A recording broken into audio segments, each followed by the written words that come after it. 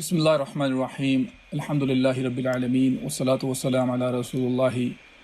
وعلی آلہ وصحبہ اجمعین رب اشرح لی صدری ویسر لی امری واحلل عقدۃ من لسانی یفقہوا قولی۔ السلام علیکم ورحمۃ اللہ وبرکاتہ۔ انشاءاللہ آج ہم سورۃ الواقعہ شروع کریں گے۔ پچھلے دروس میں ہم نے سورۃ طٰہٰ ختم کی تھی، اور جیسا کہ روایات میں آتا ہے کہ سورۃ الواقعہ جو تھی وہ سورۃ طٰہٰ کے آس پاس ہی نازل ہوئی تھی، وقت کے لحاظ سے، ترتیب کے لحاظ سے۔ اور جیسے کہ کچھ فقہا جو اس بات پر ان کی رائے ہے کہ قرآن کو ہاتھ لگانے سے پہلے وضو ہونا ضروری ہے، وہ بھی اسی کو استعمال کرتے ہیں کہ جب عمر رضی اللہ عنہ جب اپنی بہن کے گھر تشریف لے کر جاتے ہیں اور وہاں پر جو ہے اسلام، جب سورۃ طٰہٰ سنتے ہیں اس کے بعد اسلام لے کر آتے ہیں، تو اس پورے واقعے کے اندر ہم دیکھتے ہیں کہ ان کی بہن جو ہے وہ عمر رضی اللہ عنہ سے کہتی ہیں کہ وہ جو ہے وہ نجس ہے، وہ جو ہے غسل کر کے آئیں، اپنے آپ کو صاف کر کے آئیں۔ اور جیسا کہ سورۃ الواقعہ کے اندر اللہ سبحانہ وتعالی یاد فرماتے ہیں کہ قرآن کو جو ہے جو لوگ ٹچ کرتے ہیں، یا جو وہ جو ہے طاہرین میں سے ہیں، جو وہ لوگ جو کہ طہارت والے ہیں۔ خیر، اس میں ایک اختلاف رائے ہے، اس کے جب اس آیت تک ہم پہنچیں گے انشاءاللہ اس کے بارے میں بات کریں گے۔ لیکن جو وہ علماء تفسیر وغیرہ ہیں اور سیوطی وغیرہ ہیں، انہوں نے یہی کہا ہے کہ یہ سورہ جو ہے وہ سورۃ طٰہٰ کے بعد نازل ہوئی ہے۔ اچھا، اب جہاں تک کہ اس سورہ کا تعلق ہے، اس سورہ کا جو نام ہے وہ اس کی پہلی آیت مبارکہ سے بھی دیا گیا ہے۔ اس کے علاوہ اس پوری سورہ کا جو مضمون ہے، وہ مضمون یا موضوع جسے کہتے ہیں ہم، وہ جو ہے وہ جو واقعہ یا جس کو قیامت کے دن کے لیے ایک لفظ استعمال کیا گیا ہے، اس کے ارد گرد پوری سورہ جو ہے وہ گھوم رہی ہے، اس موضوع کے ارد گرد۔ لہٰذا اس سورہ کا نام جو ہے وہ سورۃ الواقعہ قرار دیا گیا۔ اور ظاہر ہے کہ جب یہ کہا گیا کہ یہ سورۃ طٰہٰ کے آس پاس نازل ہوئی تھی، تو یہ سورہ جو ہے وہ مکی سورہ ہی ہے، یعنی کہ وہ سورہ جو کہ ہجرت نبی صلی اللہ علیہ وسلم سے پہلے نازل ہوئی۔ اور جو اس کے شروعات ہیں اس سے ہمیں پتہ چلتا ہے کہ یہ سورہ جو ہے ایک جو کفار مکہ کا ایک سوال ہوا کرتا تھا قیامت کے متعلق، یا دوبارہ مبعوث ہونے کے متعلق، یعنی کہ دوبارہ سے ریزریکشن جس کو کہا جاتا ہے، یا دوبارہ مرنے کے بعد اٹھانے کے متعلق تھا، اس کا جو ہے کفار مکہ مذاق اڑایا کرتے تھے۔ اور جو شروع کی آیات ہیں وہ اس کا جواب دیتے ہوئے محسوس ہوتی ہیں، وہ اذا وقعت الواقعہ لیس لوقعتها کاذبہ، کہ جب وہ ہونے والا واقعہ پیش آئے گا جس کی بات ہو رہی ہے، قیامت کی بات ہو رہی ہے، اور اس کے وقوع کو جھٹلانے والا کوئی نہ ہوگا، نہ اس کو جھٹلایا جا سکے گا۔ تو اس آیت مبارکہ، اس سورہ کے اندر جو ہے ہم دیکھتے ہیں مختلف باتیں بیان کی گئیں، لیکن وہ اس میں بڑا خوبصورت انداز میں ایک قیامت کے دن کا نقشہ کھینچا گیا ہے، جس میں اس کا بھی ذکر کیا گیا ہے کہ کس طریقے سے جو انسانیت ہے ان کو 3 گروہوں کے اندر تقسیم کر دیا جائے گا، اور پھر اس کے بعد جنت کے متعلق جو ہے کسی حد تک تفصیل میں بیان کیا جاتا ہے کہ کس طریقے سے لوگوں کو جنت کے اندر آسائشیں وغیرہ دی جائیں گی۔ اور اسی کے ساتھ ساتھ جو تینوں گروہوں کے متعلق بتایا گیا کہ اس میں کون سے گروہ جو ہیں جنت میں جائیں گے، کون سے گروہ جو ہے جہنم میں جائے گا۔ بے شک والسابقون کی بات ہو رہی ہو، یا اصحاب المیمنہ یا اصحاب المشأمہ، تو ان 3 گروہوں کی بات کی جا رہی ہے یہاں پر۔ اور جس طریقے سے اللہ سبحانہ وتعالیٰ نے مثلاً جو جنت کے بارے میں جو باتیں کی ہیں، کس طریقے سے انسان کو جو ہے مختلف آسائشیں دی جائیں گی، اس کو جو ہے اس طرح بیان کیا گیا ہے، وہ چیزیں جو کہ انسان آج بھی محسوس کر سکتا ہے ان چیزوں کو۔ بے شک وہ وہ چیزیں ہوں جس کا جو جنت میں دی جائیں گی، اس سے جو ہے وہ مختلف انداز میں اپنی خواہشات کو پورا کرے گا، یا پھر وہ جہنم کی بات کی گئی ہو جہاں پر جو ہے کس طریقے سے جہنم میں لوگوں کو سزائیں دی جائیں گی، اور سزاؤں کے لیے جن چیزوں کا جس طریقہ کار سے سزائیں بیان کی گئی ہیں وہ چیزیں ہیں جس کو ہم محسوس کر سکتے ہیں آج کی دنیا کے اندر بھی، لیکن وہ ظاہر ہے کہ وہ قیامت کے بعد جنت و جہنم کس طریقے سے ہوں گی وہ اللہ بہتر جانتا ہے۔ ہم لیکن جو ہے جیسے کہ اللہ سبحانہ تعالیٰ نے مثالیں دی ہیں وہ اس طرح سے دی ہیں جس کو ہم محسوس کر سکیں، سمجھ سکیں، اپنی زندگیوں سے اس کو جو ہے جوڑ سکیں، کنیکٹ کر سکیں۔ تو یہ تو تھا جہاں تک کہ اس سورہ کے متعلق جیسے ایک قسم کا خلاصہ کہ اس سورہ کے اندر کس طریقے سے کیا بیان کیا گیا ہے۔ اب جہاں تک کہ اس سورہ کا تعلق ہے، اس میں اللہ سبحانہ وتعالیٰ فرماتے ہیں بعد اعوذ باللہ من الشیطان الرجیم اذا وقعت الواقعہ، جب وہ ہونے والا واقعہ پیش آ جائے گا، لیس لوقعتها کاذبہ، تو کوئی اس کے وقوع کو جھٹلانے والا نہ ہوگا۔ ظاہر ہے کہ جیسا کہ یہ آیت مبارکہ جس طریقے سے کہتی ہے کہ جب وہ ہونے والا واقعہ پیش آئے گا، واقعہ اردو میں بھی ہم واقعہ کہتے ہیں، یا دوسرے اردو میں اس کے معنی ہوتے ہیں کہ حقیقت کی بات ہو رہی ہے، اور عربی زبان میں بھی جو ہے اس کے لیے ایک حقیقت کے لیے جو ہے ایک اور نعم البدل لفظ استعمال کیا جاتا ہے، لیکن کس حقیقت کا ذکر کیا جا رہا ہے یہاں پر جو ہے واقعہ جو ہے وہ قیامت کے دن کی بات کی جا رہی ہے۔ اور اس کو اس طریقے سے کہنے کا مقصد کیا ہے؟ اس کا مقصد یہ ہے کہ یہ ایک سوال تھا جو کہ کفار کی مجلسوں میں جو ہے اٹھایا جاتا تھا کہ یہ کیسے ہو سکتا ہے کہ دنیا کو ہم جو ہے دوبارہ سے اٹھائے جائیں، ہم مٹی میں مل چکے ہیں، ہماری ہڈیاں جو ہیں وہ چورا چورا ہو جاتی ہیں، مٹی میں مل جاتی ہیں، کس طریقے سے جو ہے ہمیں اٹھایا جائے گا دوبارہ سے۔ اور اسی کے ساتھ ساتھ ان کے لیے یہ بات کو ہضم کرنا ان کے لیے مشکل تھا، یا کم سے کم اس طریقے سے کہتے تھے، کیونکہ وہ اللہ کو الہ کے طور پر یا رب کے طور پر لینے سے انکار کرنے کے لیے مختلف قسم کے بہانے استعمال کیا کرتے تھے۔ اور جب یہ کیا کرتے تھے کہ تو اس کی وجہ یہ ہوتی تھی کہ چونکہ وہ سمجھتے تھے، ان کو سمجھ تھی اس بارے میں کہ اللہ کو اگر صرف اور صرف اللہ کو الہ لے لیں تو اس کے معنی ہوگا کہ تمام ادر جو الہات ان کے موجود ہیں ان سب کو رد کرنا ضروری ہے، کیونکہ یہ ایک بنیادی جو ایمان اور عقیدہ ہے اسلام کا وہ لا الہ الا اللہ کے اوپر ہے، یعنی کہ کوئی بھی الہ نہیں، پہلے جو ہے ہم تمام جتنے الہ دنیا کے اندر موجود ہیں اس کو رد کرتے ہیں، اور اس کے بعد کہتے ہیں کہ سوائے اللہ عز و جل کے۔ اسی طریقے سے جب ہم رب السماوات والارض اور جو چیزیں اس کے آسمانوں اور زمینوں کے درمیان کے بنانے والا، اس کو اس کی نشو و نما کرنے والا، اس کو مختلف طریقے سے چلانے والا، ایک نظام کے تحت چلانے والی ذات جو ہے، جو رب ہے، وہ اللہ سبحانہ تعالیٰ ہیں۔ ظاہر ہے کہ وہ رب جو ہے اس کی ربوبیت وہ محدود نہیں ہے کہ وہ ستارے، سیارے، چاند، کہکشائیں وغیرہ تو چلانے والا ہو، ان کو ایک نظام کے تحت رکھنے والا ہو، ان کو نظام دینے والا ہو، اور پھر ہم یہ کہیں کہ لیکن جو ہماری اپنی زندگیوں کے نظام کے تعلق ہے تو اس کے لیے ہمیں جو ہے اس رب کی ضرورت نہیں ہے، بلکہ ہمیں جو ہے یہ اس کے لیے اپنی زندگی کے لیے قوانین جو ہے ہم خود بنائیں گے۔ تو یہ اللہ کی ربوبیت میں، اللہ کے الہ ہونے میں شریک کرنے والی بات ہوتی ہے۔ لہٰذا اس کو ہمیں اپنے دماغ میں کلیئر کرنا چاہیے کہ اسلام کے اندر یہ ہمارے ایمان کا حصہ ہے کہ اللہ سبحانہ تعالیٰ ہی کی ذات ہے جس کی ہم عبادت کرتے ہیں، اللہ سبحانہ تعالیٰ ہی کی ذات ہے جس سے ہم حلال اور حرام یا جو قوانین زندگی ہیں اسی سے لیتے ہیں، اور اس کے علاوہ جو ہے تمام لوگوں کو اس کو رد کرتے ہیں اس کے نسبتاً۔ تو یہ الوہیت اور ربوبیت کا حصہ ہے جو اللہ سبحانہ تعالیٰ کی ہم اس پر سمجھتے ہیں کہ اللہ کے سوا کوئی معبود نہیں ہے، اللہ کے سوا کوئی رب نہیں ہے۔ اچھا، اب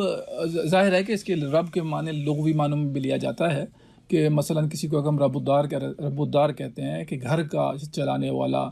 تو وہ اسے الگ ایک معنی ہیں جو کہ جہاں پر ظاہر ہے کہ یہ ایک لغوی طور پر اس کو استعمال کیا جاتا ہے اور کی اجازت ہے، لیکن ہم جب ایک اس رب کی بات کریں جو کہ ہمیں صحیح اور غلط کا پیمانہ دیتا ہے، صحیح غلط کے لیے قوانین دیتا ہے، وہ ذات جو ہے وہ اللہ سبحانہ تعالیٰ کی، حلال و حرام کے دینے والی ذات اللہ سبحانہ تعالیٰ کی، بتانے والی ذات اللہ سبحانہ تعالیٰ کی ہے۔ تو اب یہاں پر جو یہ کفار مکہ تھے وہ اس بات کو رد کرنا چاہتے تھے، لہٰذا وہ اس بات کو بھی ماننے سے انکار کرتے تھے کہ ہم دوبارہ اٹھائے جائیں گے۔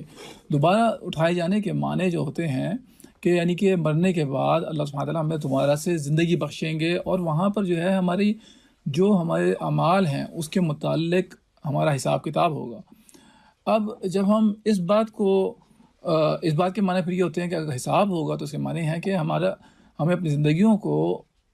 اللہ کے احکامات کے مطابق گزارنا ضروری ہے۔ تو اب وہاں پر پھر ہم جو ہے انسان کی ربوبیت کو جو ہے ہم نکال دیتے ہیں، اور یہ انسان کی ربوبیت کو نکالنا جو ہے یہ کفار مکہ کے لیے قابل برداشت نہیں تھا، اس کو نہیں ماننا چاہتے تھے۔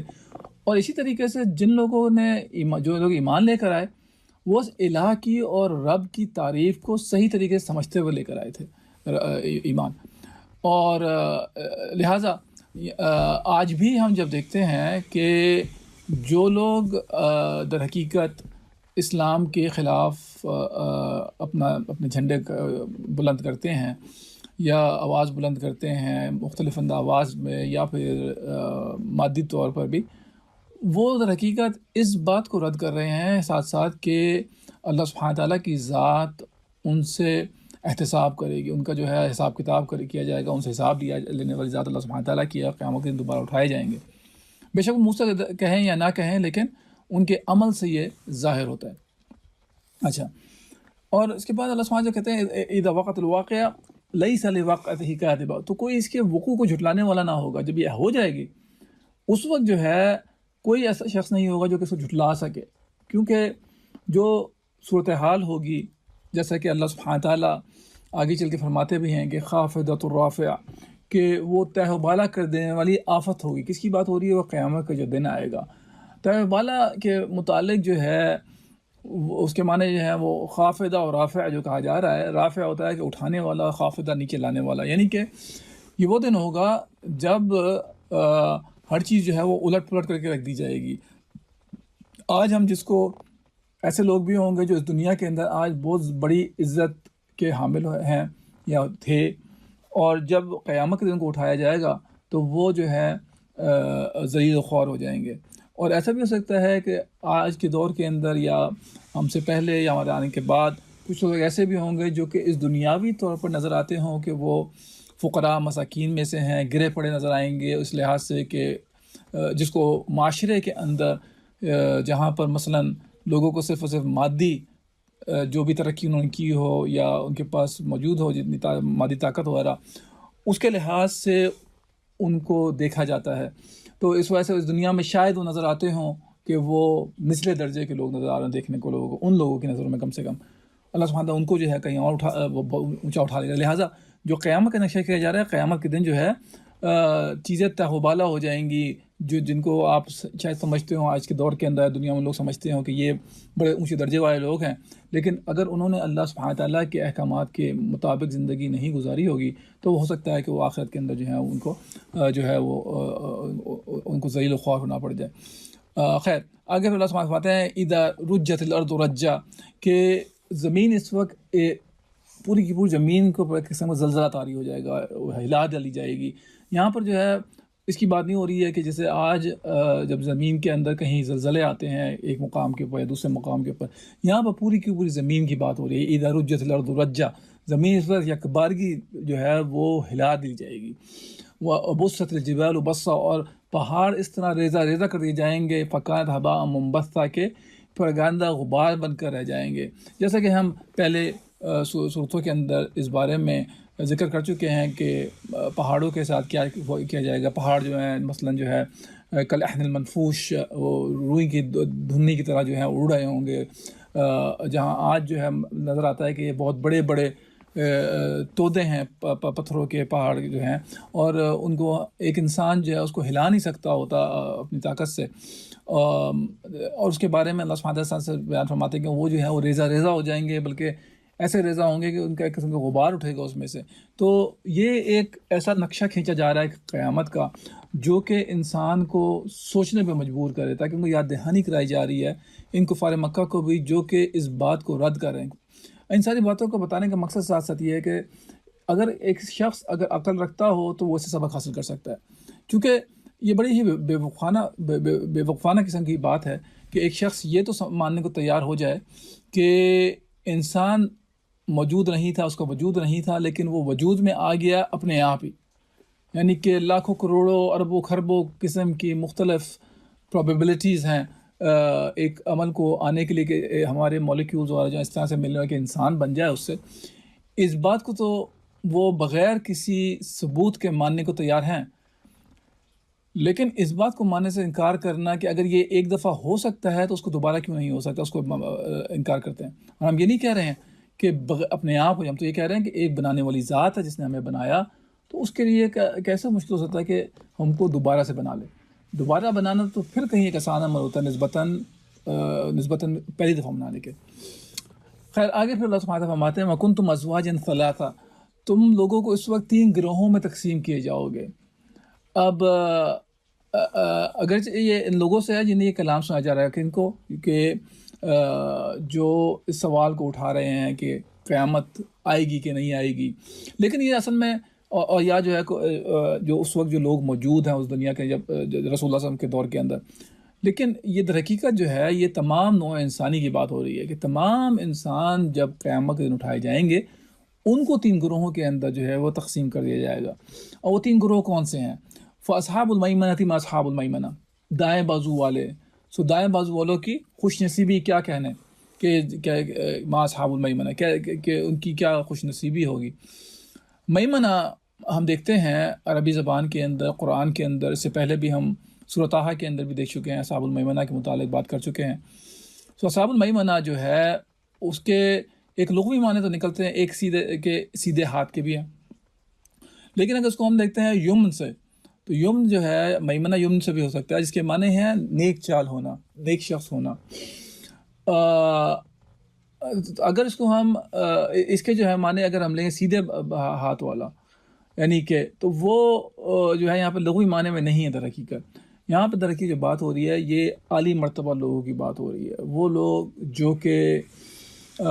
قیامت کے دن جن کو ان کا اعمال جو ہیں سیدھے ہاتھ میں دینے کے معنی یہی ہیں کہ اب جو ہے آپ جو ہو طاقتور ہو، آپ کو جو ہے اللہ سبحانہ وتعالیٰ نے یہاں پر ایک اچھائی کے ساتھ یہاں پہ اٹھانے کی بات کی جا رہی ہے. اور اصحاب المیمنہ جو ہے عربی زبان میں بھی کہتے ہیں کہ فلان المنی بالیمین، کہ وہ میرے سیدھے ہاتھ کی طرف سے ہے. یہ بتانے کا طریقہ کار ہوتا ہے، عزت دینے کی بات ہوتی ہے، یا کسی کو کہنا کہ یہ طاقتور ہے. اردو میں بھی ہم اس طریقے سے کہتے ہیں کسی شخص کو کہ دست راز، کہ بڑی ہستی کا دست راز کسی کو کہتے ہیں، تو اس کا معنی جو ہوتا ہے وہ خاص آدمی کے معنی میں ہوتا ہے. اور اسی طریقے سے جو ہے انگریزی زبان میں بھی کہا جاتا ہے، مثلا جب کسی کو کہتے ہیں کہ کوئی شخص جو ہے کسی طاقتور شخص کا رائٹ ہینڈ مین ہے، تو رائٹ ہینڈ مین کے معنی جو ہے کیا وہ اصحاب الیمین کی بات ہو رہی ہے. لیکن جو ہے وہ اصل میں کس لحاظ سے اصحاب الیمین کہا جا رہا ہے یہاں پر، یہ ان کی نیکیوں کی وجہ سے، ان کے اعمال کی وجہ سے، انہوں نے جو نیک عمل کیے اس کی وجہ سے ان کو اصحاب المیمنہ کہا گیا. پھر اس کے بعد اللہ سبحانہ وتعالیٰ فرماتے ہیں اصحاب المشأمۃ ما اصحاب المشأمہ، بائیں بازو والے. تو بائیں بازو والوں کی بدنصیبی کا کیا ٹھکانہ ہے. اب اصحاب المشأمہ جو ہے، جو مشأمہ جو ہے شؤم سے ہے، جس کے معنی بدبختی کے ہوتے ہیں، نحوست کے ہیں، بدفعلی کے ہیں. اور بھی زبان میں جو ہے اس کو جس طرح سے میں نے بتایا تھا کہ فلان منی بالیمین، اسی طریقے سے فلان منی بشمال بھی کہا جاتا ہے، جس کے معنی ہے کہ وہ میرے بائیں ہاتھ والا ہے. اور بائیں ہاتھ کو عرب ثقافت کے اندر ہم دیکھتے ہیں کہ وہ ہمیشہ جو ہے بدقسمتی کے طور پر یا خراب معنوں میں استعمال کیا گیا. اور یہاں پر بھی جو ہے جو اصلی معنی لیے گا وہ صرف بائیں ہاتھ کے صرف نہیں ہے، بلکہ اس کے ساتھ ساتھ کہ ان کے اعمال کے لحاظ سے بات کی جا رہی ہے کہ ان کے اعمال جو ہیں وہ اس طرح کے ہوں گے جس کی وجہ سے وہ ذلیل ہوں گے، ذلت والے ہوں گے. اور اسی طریقے سے جب ہم الٹے ہاتھ کی بات کرتے ہیں تو ظاہر ہے کہ لغوی معنی میں نہیں کہہ رہے ہیں الٹے ہاتھ، تو جس کو بایاں ہاتھ بھی کہا جاتا ہے اردو زبان کے اندر. تو جیسے کہتے ہیں نا کہ اگر کوئی کام جو ہے وہ بڑے نچلے درجے کا ہے یا بڑا ہی آسان سا کام ہے، جس کو آپ کہتے ہیں کہ اس طرح سے بھی ہم لغوی طور پہ کہتے ہیں یہ تو جناب میرے بائیں ہاتھ کا کھیل ہے، کسی کا عمل کو کرنا. اور اسی طرح سے ہم اردو زبان میں بائیں ہاتھ کے لیے لفظ الٹا بھی استعمال کرتے ہیں، اور دائیں ہاتھ کے لیے ہم کہتے ہیں سیدھا ہاتھ. سیدھا ہاتھ جس کو بائیں کو ہم سیدھا ہاتھ، دائیں کو سیدھا ہاتھ کہتے ہیں، اور بائیں کو ہم الٹا ہاتھ بھی کہتے ہیں. اور الٹا جو ہے جس کے معنی جو ہوتے ہیں نیگیٹو ہوتی ہے، یا اس کو جو کہا جائے کہ منفی معنی میں ہوتا ہے، کسی کام کو الٹا کر دینا، تو وہ جو بائیں ہاتھ ہے یا جس کو لیفٹ ہینڈ کہتے ہیں یا مشمع کہتے ہیں، یہ سارے جو ہیں معنی خراب کے لیے ہوتا ہے۔ اسی طریقے سے جب جو سیدھا جس کو ہم کہتے ہیں دائیں ہاتھ، اس کو ہم سیدھا ہاتھ بھی کہتے ہیں۔ سیدھا ہاتھ کیا ہوتا ہے؟ جو کہ صحیح ہے۔ تو یہ یہاں پر جو ہے اسی طریقے سے اللہ سبحانہ تعالیٰ جب ان دو اصحاب کی یا ان دو گروہوں کی بات کر رہے ہیں، تو ایک کو اصحاب المیمنہ کہا، تو یہ وہ لوگ ہیں جن کی خوش نصیبی کی بات کی جا رہی ہے کہ قیامت جب وہ اٹھائے جائیں گے، جبکہ اس کے برعکس جب ہم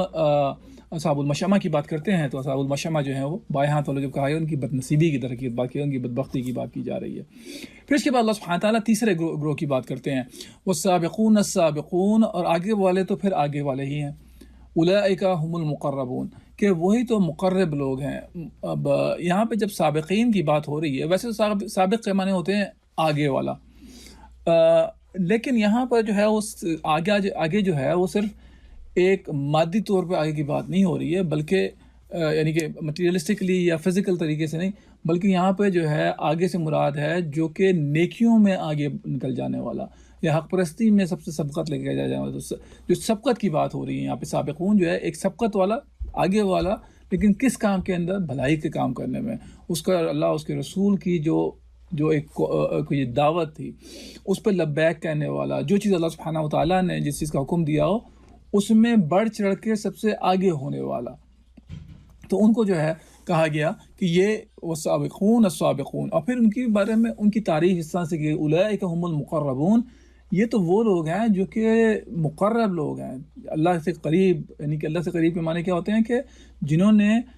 اعمال کو ایسے اعمال کیے جس کی وجہ سے انہوں نے اللہ عز و جل کی قربت حاصل کی۔ تو یہ قربت حاصل کا طریقہ کار جو ہے وہ نیکیوں سے جو ہے اس کا جوڑ کیا گیا ہے، نہ کہ صرف یہ کہا جائے کہ جناب جو آگے گزر گئے ان کی بات ہو رہی ہو۔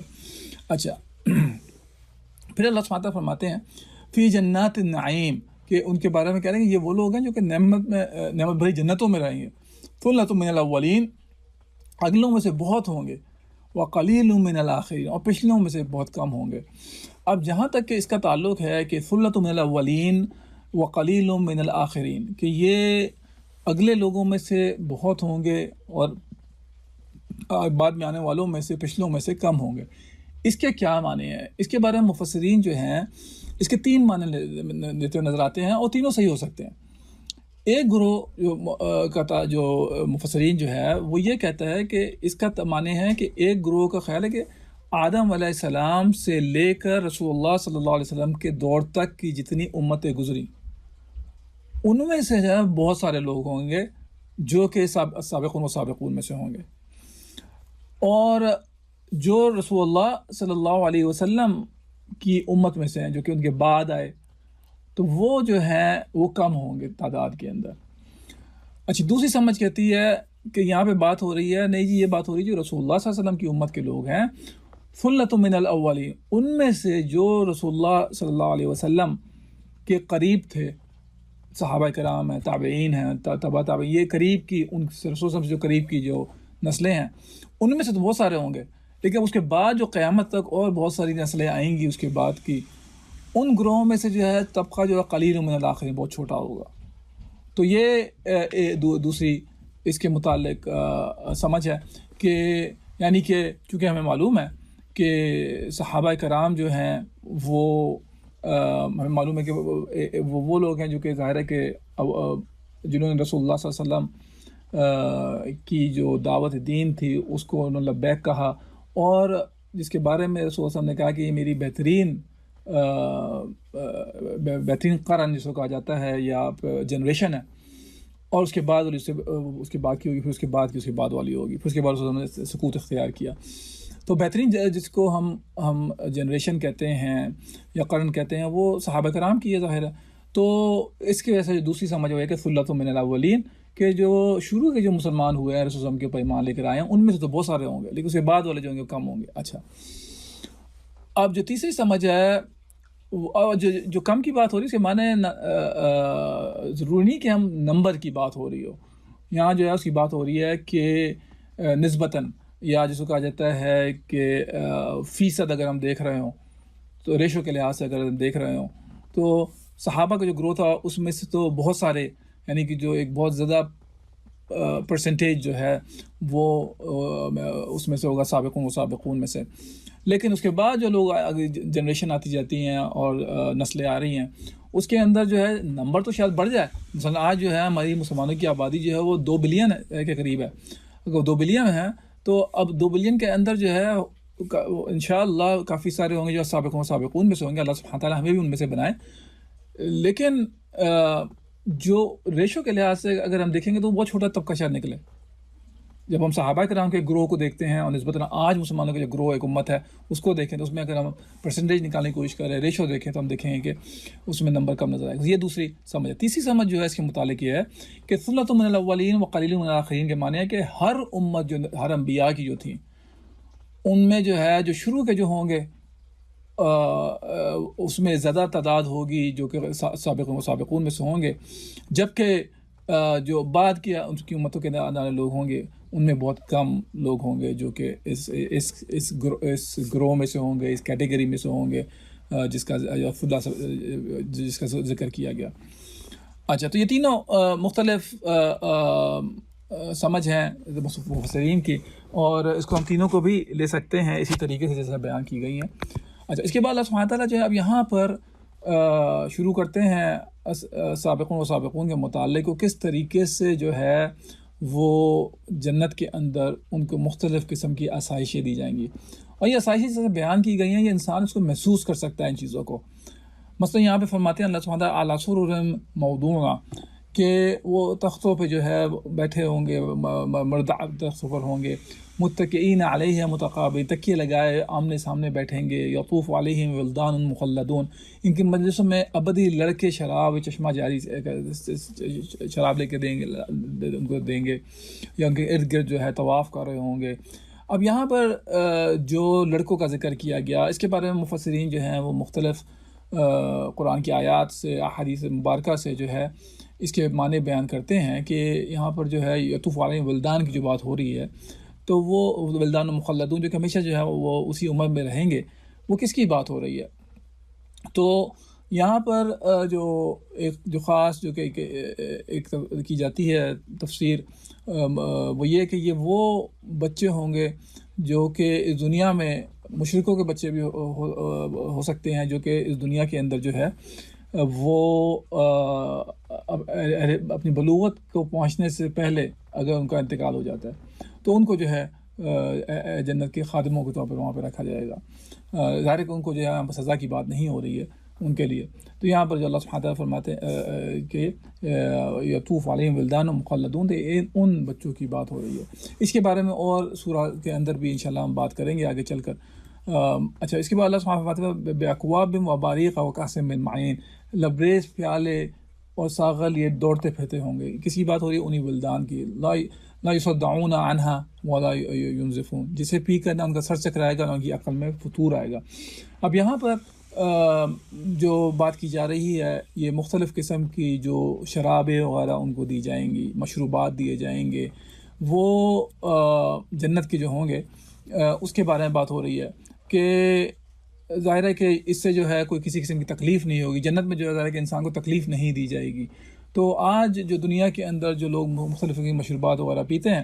اس کے جو ہیں بہت سارے سائیڈ ایفیکٹس وغیرہ ہوتے ہیں. وہ ایک الگ بات ہے کہ اگر ہم خاص طور پہ خمر کی بات کر رہے ہیں، وہ شراب جس کو حرام کیا گیا ہے، مشروب جس کو حرام کیا گیا ہے، اس کی اگر ہم بات کر رہے ہیں تو وہ تو ظاہر ہے کہ حرام تو ایک ہے ہی ہے، لیکن اس کے علاوہ اس دنیا کے اندر اس کے اور بہت سارے جو ہیں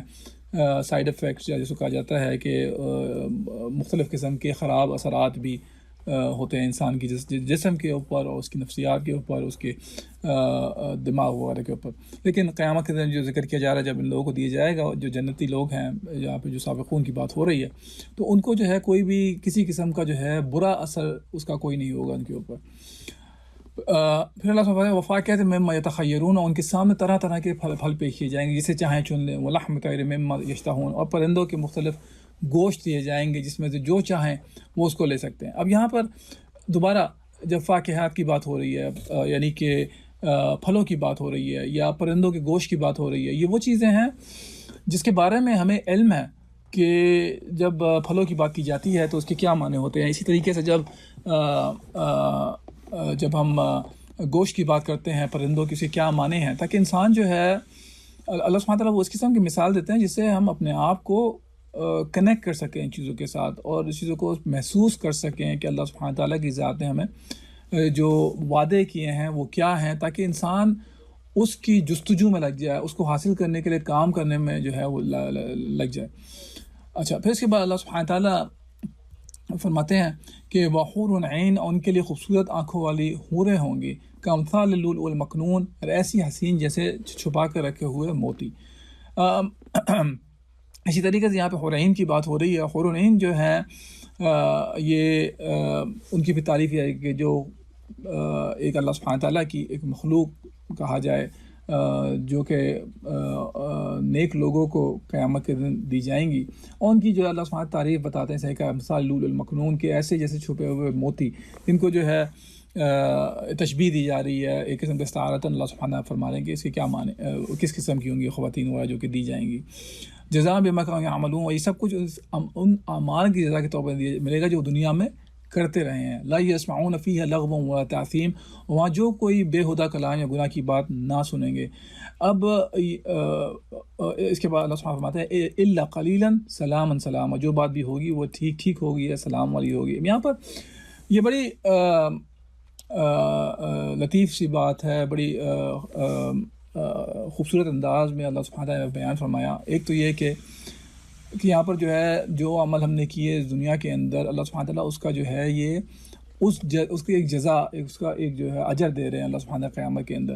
اور اس اجر کے اندر ایک جو چیز یہاں بیان کی گئی وہ یہ، ایک تو پہلے بتا دیجیے آپ کو پھل ملیں گے، گوشت ملے گا، آپ کس قسم کا کھائیں اس میں سے، اور کوئی چیز جو خراب نہیں ہوگی. پھل جو مل رہے ہیں آپ کو وہ ہر زمانے کا پھل جو ہے آپ کو ہر وقت مہیا ہوگا، اور اس طریقے سے نہیں کہ وہ ایک خراب موسم کے اس موسم میں اگر وہ اگایا گیا جس میں اسے نہیں ہونا چاہیے. تو ہم دیکھتے ہیں آج کے دور کے اندر کافی دفعہ اس قسم کے پھل کیے جاتے، لوگ پیدا کرنے کی کوشش کرتے ہیں اور کرتے بھی ہیں، لیکن وہ اس میں اس طرح کامیاب نہیں ہو پاتے کہ وہ اس کا ذائقہ وغیرہ اچھا رہے دوسرے موسموں کے اندر. یا اگر ہم ایک جگہ سے دوسری جگہ لے کر جاتے ہیں تو کافی دفعہ جو ہے وہ خراب ہو جاتا ہے یا اتنا اچھا اس کا ذائقہ محسوس نہیں ہوتا. لیکن جب قیامت کی بات ہوتی ہے پھلوں کی یا گوشت کی یا جیسی، تو وہ یہ چیزیں ہیں جس کا بہترین اس میں ہمیں جو ہے ذائقہ ملے گا ان چیزوں کے اندر، اور وہ اس میں کوئی چیز خراب ہونے والی نہیں ہوگی.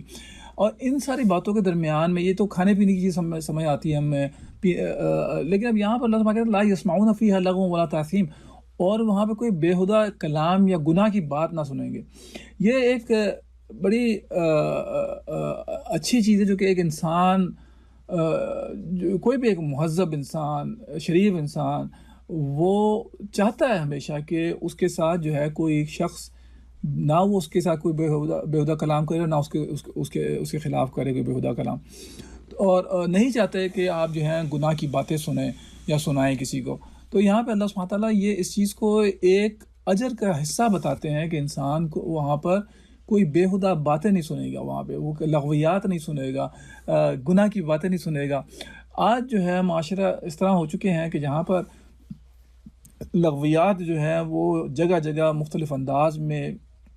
لوگ کرتے ہوئے نظر آتے ہیں، ایک دوسرے پر مختلف انداز میں کیچڑ اچھالتے ہوئے نظر آتے ہیں. یہاں تک کہ جو میڈیا ہے وہ اس کے اندر پیسہ بنانے کا ایک بڑا طریقہ کار ہی یہ ہے کہ آپ کس طریقے سے کتنے لوگوں کے اوپر جو ہے کیچڑ اچھالتے ہیں. اور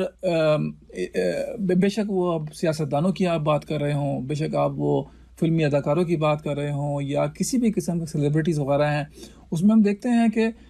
جھوٹ کہنا، لوگوں کا مذاق اڑانا، لوگوں کی تضحیق کرنا، یہ ایک کاروبار کا حصہ بن چکا ہے. یہ ایک گندے ماحول کے اندر ایک دوسرے کو کیچڑ اچھالنا جو ہے وہ ایک قسم کا جو ہے ٹیلنٹ سمجھا جاتا ہے کہ بہت بڑی چیز ہے جیسے یہ. اور حالانکہ اس سے ہمیں معلوم ہے کتنے لوگوں کو مختلف انداز میں تکلیفات پہنچتی ہیں. اور اللہ سبحانہ تعالیٰ اس چیز کو خاص طور پر جنت کے اندر ایک جزا کا حصہ جو ہے بیان فرماتے ہیں کہ وہاں پر کوئی بےہدہ کلام یا گناہ کی بات نہ سنیں گے. اور اس کے علاوہ پہ اللہ سبحانہ فرماتے ہیں کہ وہاں پہ صرف اور صرف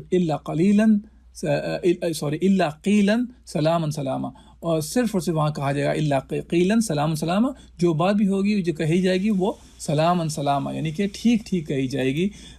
ٹھیک کے معنی جو ہیں وہ یہ ہیں کہ ایک سلیم گفتگو. سلام جو ہے یہاں پہ سلیم کے طور پہ، یعنی کہ ایسی جو کہ کسی قسم کا اس میں عیب نہ ہو، کسی میں کوئی خرابیاں نہ ہوں. جو فقرے جو ہیں بیان کی جا رہے ہیں وہ جو ہے لوگوں میں امن و سلامتی لے کر آتی ہے، نہ کہ جو ہے اس کے درمیان میں لوگوں کو درمیان جو ہے وہ لغویات یا مختلف قسم کی فاحشہ زبان وغیرہ جس میں استعمال کی جا رہی ہے. تو ایک ایسی زبان میں لوگ